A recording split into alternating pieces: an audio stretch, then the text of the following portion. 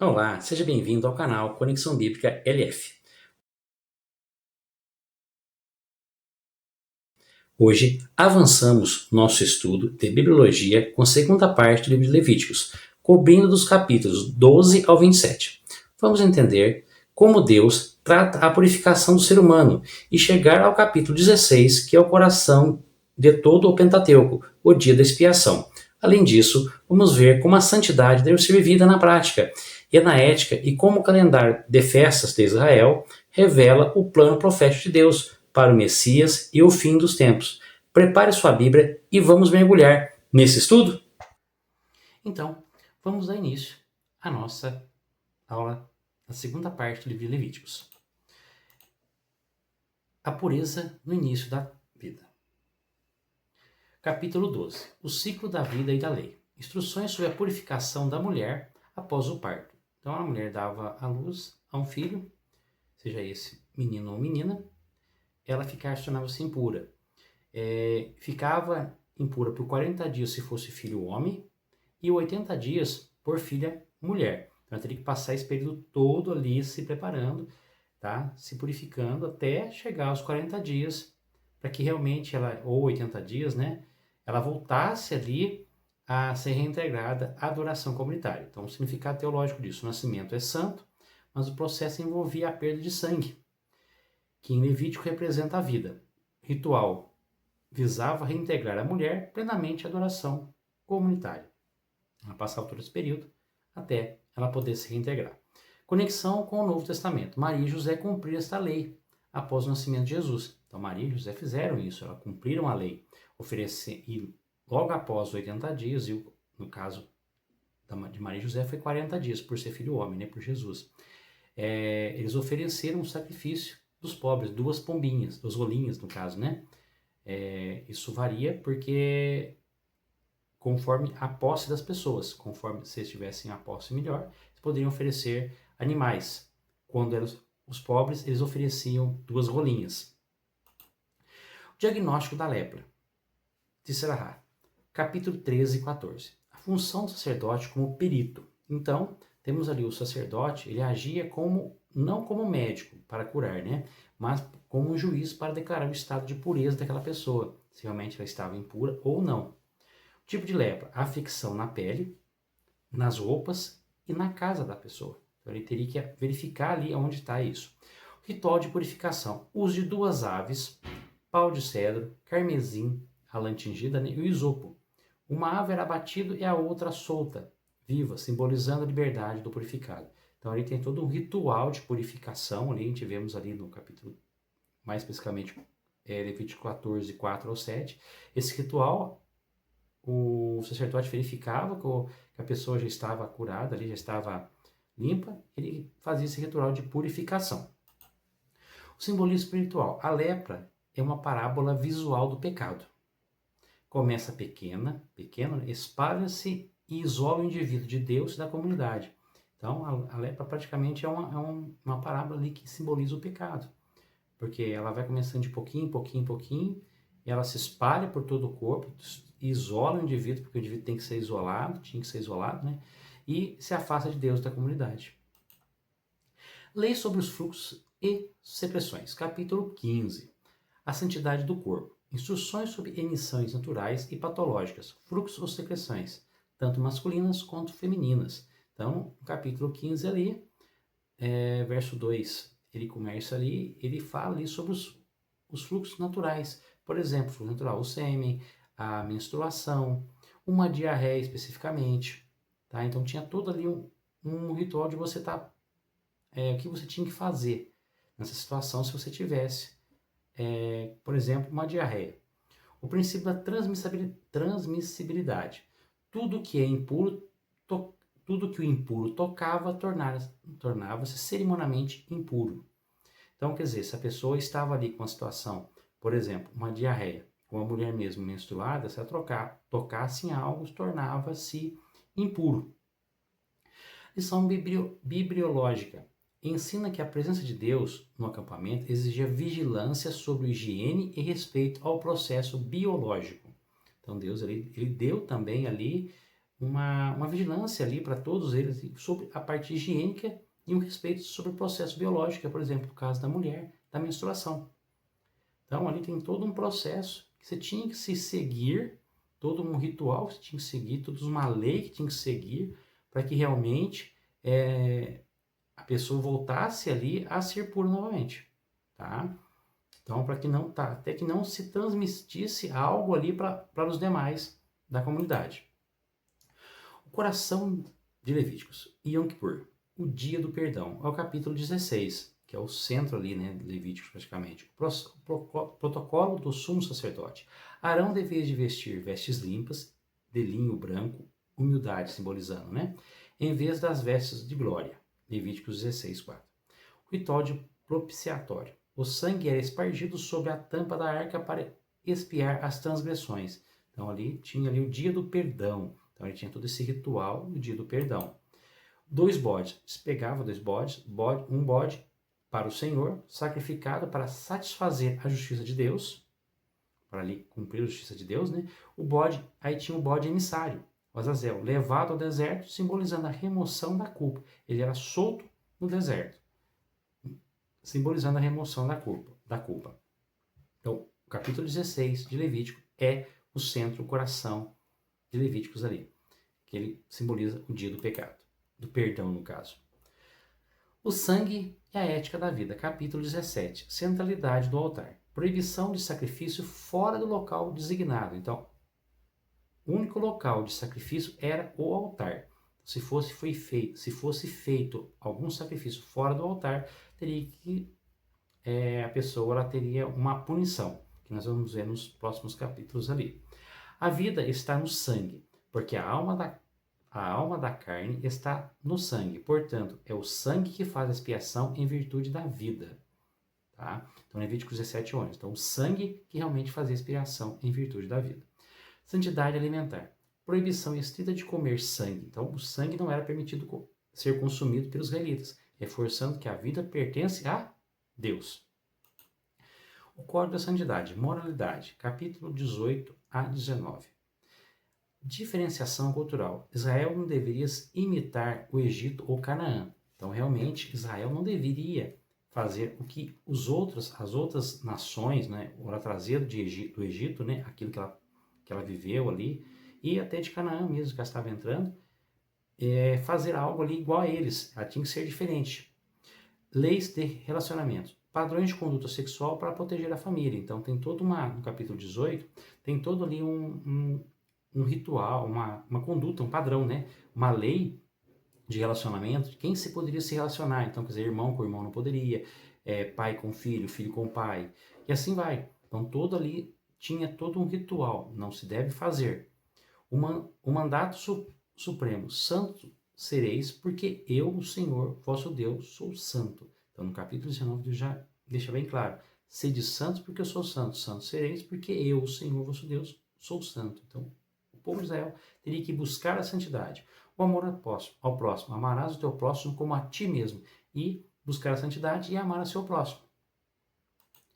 Penalidades para impureza moral. Capítulo 20.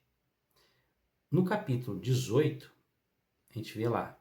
Então, esse capítulo é contraparte legal. O capítulo 18, enquanto o 18 dá a regra, então o capítulo 18 é a regra, 20 é a sentença. Então, no 18 tem todas as leis, tem que ser cumprido, e se não for cumprido, no capítulo 20 tinha a sentença. O zelo contra a imoralidade, punição severa para o culto a Moloque, e é consultar a médiuns. Então, Moloque ali era uma divindade pagã, que estava diretamente ligada a sacrifícios de humano, principalmente criança. Então, era proibido o culto a Moloque, a consulta de médiuns. A santidade da família reforça a punição para crimes morais que destroem a estrutura familiar. Lembra que eu falei lá que no capítulo 18 fala que não se deve se relacionar sexualmente com irmãos não devem se relacionar sexualmente, pai, mãe, pais com filhos, filhos com pais, e assim vai, tios. Então, aqui vem agora a sentença. Se o mesmo fizer, tem que ter uma punição. Então, no capítulo Levíticos 20, do 10 a 21, tem as punições. O objetivo da disciplina não era apenas punir, mas manter a terra limpa. Então, se tinha ali a lei, tinha-se a sentença, do caso não se cumpria, para que realmente não fizesse algo, para que eles não fizessem. Porque se fizessem, a terra, o próprio povo de Israel começava a se contaminar. O padrão para os sacerdotes. Capítulo 21. Limite de uso e casamento. O sacerdote não podia se contaminar com o luto comum ou casamento que comprometesse sua imagem pública e ritual. Então ele não poderia, tem que tomar cuidado em relação ao luto e o casamento. A integridade física. Defeitos físicos impediam o sacerdote de oferecer pão de Deus no altar, embora ele pudesse comer as ofertas. Então ele não poderia estar oferecendo. Então o sacerdote não poderia, ele não poderia se tornar sacerdote tendo defeito físico. Lição bibliológica. Isso não era preconceito, mas um simbolismo. Tá? Então não é um preconceito. Ele não pode, o casamento dele tem que ser correto, ele não pode se contaminar com luto, ele tem que ter integridade física. Era um preconceito? Não, era um simbolismo. O sacerdote representava a perfeição de Deus diante do povo. Se o mediador fosse imperfeito, o símbolo da perfeição divina seria quebrado. Então era mais um simbolismo mesmo, então ele teria que ser perfeito ali. A santidade das coisas sagradas, capítulo 22. Quem pode comer das ofertas? Apenas quem tivesse puro e pertencesse à família sacerdotal. Mostra que é santo, não deve ser tratado como comum. Então quem poderia comer? Os sacerdotes, ou a família sacerdotal, que era a família de Arão. Perfeição do sacrifício, proibição de oferecer animais cegos, aleijados ou com feridas. Então era realmente animais que eram oferecidos perfeitos, sem nenhuma mancha, que não era cego, que não era aleijado, que não tivesse nenhuma ferida, que era perfeito. Então, esse teria que ser realmente oferecido. O calendário das festas, no capítulo 23. O sábado era o descanso semanal, Levíticos 23, 3. E temos as festas da primavera, a Páscoa, pães asmos, a primícias e Pentecostes, que eram 50 dias após a Páscoa, marcava o fim da colheita de trigo e a entrega da lei, Torá, no Monte Sinai. Então tínhamos aí essas festas. Isso na primavera. Temos festas de outono, trombetas, o ano novo, dia da expiação e tabernáculo, a peregrinação, dia da expiação, né, o dia do perdão, e o tabernáculo, que era a peregrinação do Egito a Canaã. Levíticos 23, 24, 36. O significado, um cronograma profético da obra de Deus na história. Então essa aí eram as festas de Israel. Eu trouxe para vocês aqui um quadrinho, uma tabela, né, explicando melhor sobre isso. Então, né, temos ali as estações, primavera e outono. Primavera, temos aí as festas da Páscoa e a primícia. O significado era profético, redenção e ressurreição de Cristo. Primavera, próxima estação, a mesma estação, né? A festa do Pentecostes, entrega da lei e a vinda do Espírito Santo. O dia de Pentecostes, né? Lá em Atos. Outono, agora temos uma outra estação. Trombetas, expiação. O ano novo e o dia do perdão, Yom Kippur. Significado profético. Continuando a mesma estação, outono, né? As festas do tabernáculo. A habitação final de Deus com o seu povo. Simbolizando ali no futuro profético, né? A habitação de Deus para o seu povo. Adoração e reverência, capítulo 24. Luz perpétua. O azeite da menorá, o candelabro, deveria arder continuamente. Não poderia faltar azeite. O pão da propiciação. 12 pães renovados todo sábado. Provisão e comunhão, simbolizando ali que tinha que ser feito todo sábado. Os 12 pães. O nome sagrado. A importância da reverência na palavra e no zelo pelo nome de Deus. Então não se poderia falar o nome de Deus em vão, de qualquer jeito. A justiça equilibrada. A lei de talião, olho por olho, dente por dente, com um limite para a retribuição jurídica. Então, se algo ali acontecesse com aquela pessoa, que eu fizesse algo de ruim para alguém, eu sofreria o mesmo comigo, porque eu ofereci com ela. Um exemplo, dei um tapa no rosto, eu levaria outro tapa. Tá? Ano do Jubileu, capítulo 25. O ano sabático, descanso para a terra a cada 7 anos. Então, a cada 7 anos tinha-se um descanso da terra. Então, no 7º ano, a terra se descansava. Não se plantava e não se colhia. O jubileu, 50 anos. Proclamação da liberdade em toda a terra. Então, jubileu era 50 anos, a proclamação da liberdade. Então, toda a terra que era comprada por alguém, a pessoa perdeu ali por dívida, alguma coisa assim, ela voltava para ela aquela terra que ela perdeu. Tá? Então, ali, por isso, chama-se a proclamação da liberdade em toda a terra. Então, Se a pessoa se tornou-se um escravo, ela era liberta. Justiça social, retorno da terra e a libertação de escravos, lembrando que a terra é do Senhor. Então, cada 50 anos tinha ali uma libertação. Então, chamando ano do jubileu. Bênçãos e maldições e voto. Capítulo 26 e 27. A escolha. Caminhar no estatuto traz paz. A rebeldia traz exílio. Então, aí era a escolha. O que você vai escolher? O que eu e você vamos escolher? O que eles escolhiam? Se caminhavam no estatuto de Deus, nas obras de Deus, nas leis de Deus, né, no caso, eles tinham paz. Agora, se fizessem algo ferindo a lei, seriam ali, por rebeldia, traz exílio, traz ali punição. A fidelidade de Deus. A promessa de Deus não rejeitará o seu povo se houver arrependimento. Então, por mais que Deus ali o povo se afastasse do local que eles estavam, se o povo se arrependesse, Deus realmente não rejeitaria o arrependimento do povo. Não rejeitaria aquele povo, desde que eles se arrependessem. A consagração final, regras sobre o voto e dízimos como sinal de devoção. Então, tinha as regras dos votos, então, voto com Deus, e os dízimos, que eram um sinal de devoção. Capítulo 27, 30 ao 32. E com isso, a gente termina aqui o livro de Levíticos. Trago um resumo para vocês aqui.